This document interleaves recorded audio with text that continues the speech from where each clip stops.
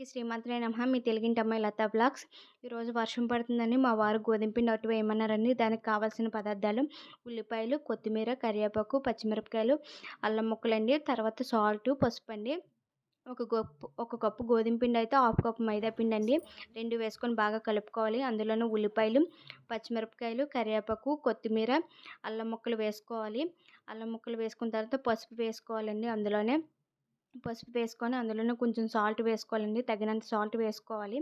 కొంచెం జీలకర్ర నలిపి వేసుకోండి. టేస్ట్ చాలా బాగుంటుంది నలిపి వేసుకుంటే.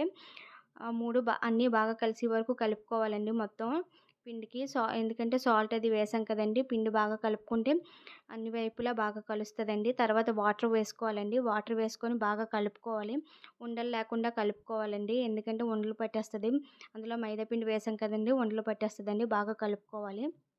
తర్వాత స్టవ్ ఆన్ చేసుకొని పెనం పెట్టుకోవాలండి. పెనం పెట్టుకున్న తర్వాత పెనం కాలిన తర్వాత ఆయిల్ అప్లై చేసుకోవాలండి. దీనికి ఆయిల్ ఎక్కువ పడుతుంది. ఆయిల్ బాగా ఎక్కువ వేసుకోవాలండి. వేసుకొని అట్టుపిండి వేసుకోవాలండి.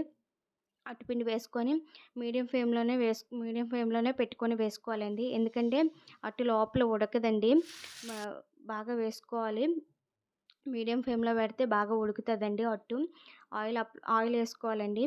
ఆయిల్ వేసుకొని చుట్టూరు వేసుకొని బాగా కాలే వరకు బాగా సిమ్లో మీడియం ఫ్లేమ్లో కాల్చుకొని తిప్పుకోవాలండి.